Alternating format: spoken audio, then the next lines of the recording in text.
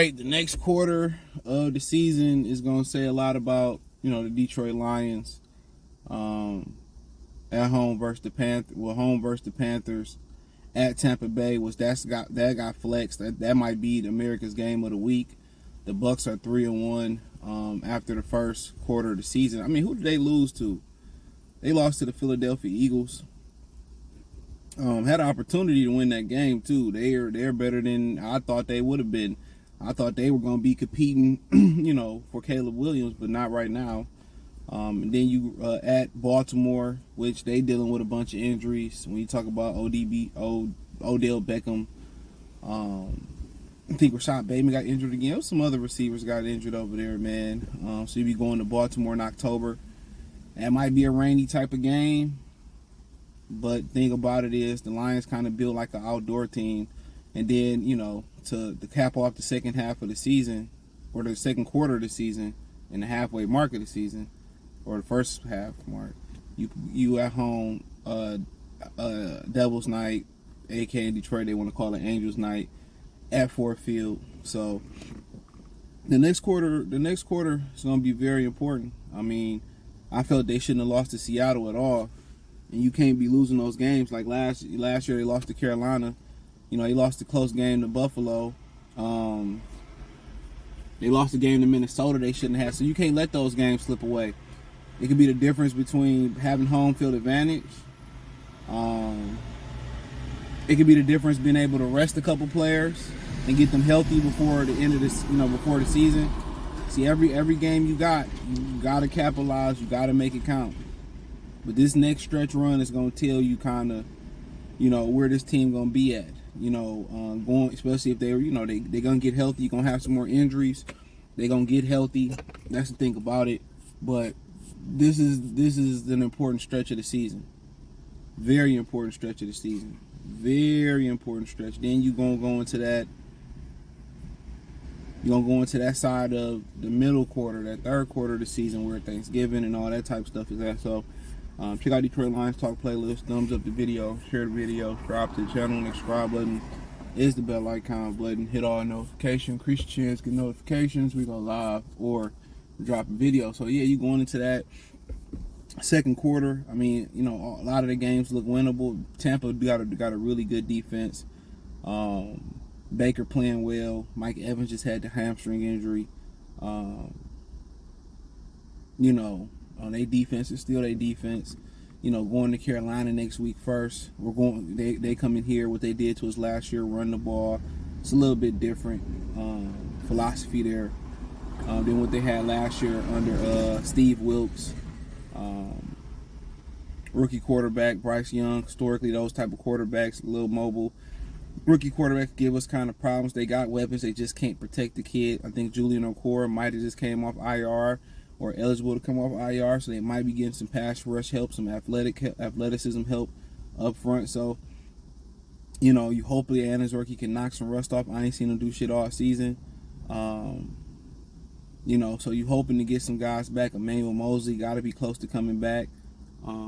So you hoping to get some of these dudes back. You're hoping to get some getting healthier. You got Jameson Williams back. It's going to take him a couple weeks to pick it up. So, and hopefully he can be dependable. And then, you're talking about Tampa, that defense. Offensively, Baker's playing really, really well. Another one that kind of like the Joe Webb game in Ford Field when he came and tore us up. Them type of quarterbacks be tearing us up. The rookie guys like Bryce Young and Baker Mayfield and it's imperative that you win the games that you're supposed to win on the schedule. You find a way to win those games. You can't let shit slip because you never know what can happen. Philadelphia almost dropped one of the Commanders. It could be different between being the 1 seed and the 3 seed, or the 1 seed or the 2nd seed. Getting that one bye. There ain't 2 byes no more. So that's what they really should be gunning for, knocking off everybody they need to knock off. Panthers, Tampa Bay, not saying they're going to win, but very winnable games if you want to be a playoff team. Then you roll into Baltimore. They played a Cleveland Brown team who had the number 1 defense in the league. Just so happened that Deshaun Watson wasn't healthy enough to participate. So, like I said before, they ain't been looking good. I think they lost to Houston. So with that new offense in Baltimore, you might catch them before they get an opportunity to jail, even if they were to get healthy with Bateman, Odell Beckham, going to Baltimore, even if they was able to get healthy.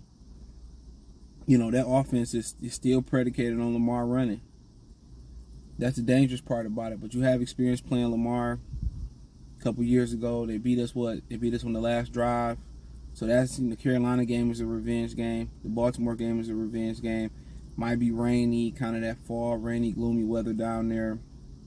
But the Lions built to run the football. They built to go outdoors, and that's a statement game. Especially if you get past Carolina, you get past Tampa, you make a statement on Baltimore. They're staking claim. Don't know when Watson's gonna be back. They're staking claim that the North is theirs right now. Steelers in the toilet. Cleveland is probably the best team in the division, but Deshaun Watson got a shoulder injury. Cincinnati is over with for them. It might catch fire at the end of the season, but it don't look good right now. So, it's Baltimore time to step up. Questionable secondary, transition back there. Marcus Peters, Jimmy Smith, all those guys gone. They figure it out, but that's a statement game. You get past Carolina, you get past Tampa, you make the statement versus Baltimore. And then, the pomp and circumstance game is you go on primetime versus the Raiders, you do what you got to do.